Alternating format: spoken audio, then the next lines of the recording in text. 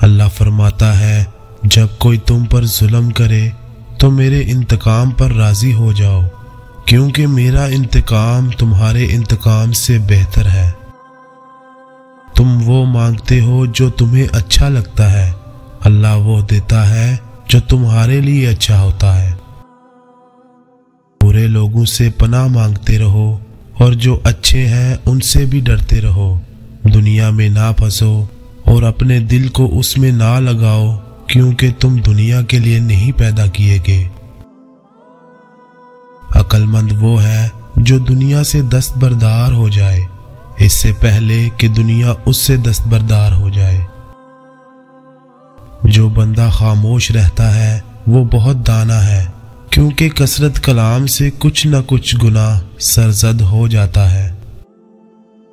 اصل ایمان یہ ہے کہ جب انسان کے دل میں بے حیائی کا خیال آئے تو رب تعالیٰ سے حیا کرے اور اس سے شرمائے۔ موت سے نہ ڈر، زندگی سے ڈر، کیونکہ زندگی میں ہزار آفتیں پوشیدہ ہیں۔ مصیبت کا نازل ہونا ہلاکت کے لیے نہیں بلکہ امتحان کے لیے ہوتا ہے۔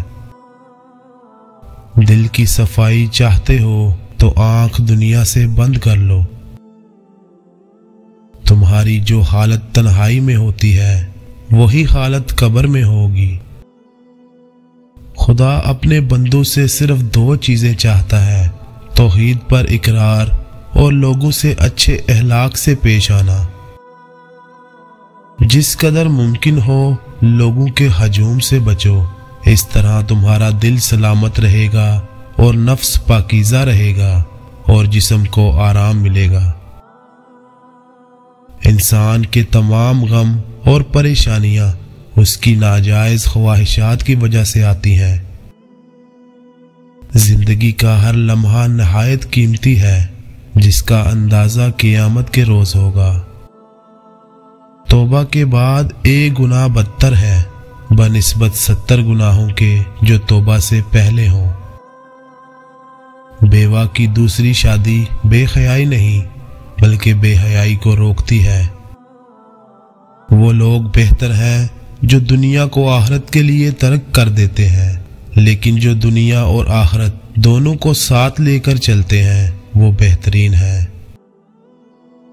جب کوئی بندہ کسی عورت پر بری نیت سے نظر ڈالتا ہے تو وہ اپنے دل میں اس عورت سے زنا کر چکا۔ ہوس، زر، لذت، وجود چھوڑ دی جائے تو زندگی بہت آسان ہو جاتی ہے۔ جو کچھ تمہیں نظر آ رہا ہے اس میں کچھ باقی نہ رہے گا، مال یا اولاد سب فنا ہو جائے گا، البتہ اللہ کی ذات کو بقا و بددوام حاصل ہے۔ حرام چیزوں اور حرام کاموں سے ہمیشہ بچتے رہو، تمہاری دعا قبول ہونا شروع ہو جائے گی۔ دولت مند کر دینے والی عورت کے چہرے پر 3 نشانیاں ہوں گی، کان چھوٹے، آنکھ موٹی اور ماتھا بڑا ہوگا۔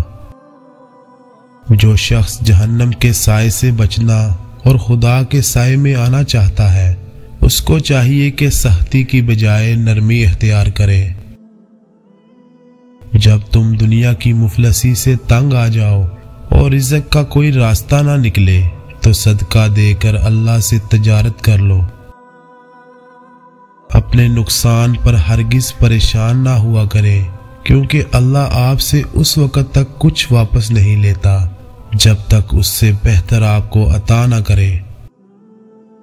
جب بھی غلطی کا احساس ہو تب ہی معافی مانگ لیا کرو، زندگی ہر بار شب برات تک پہنچنے کا موقع نہیں دیتی۔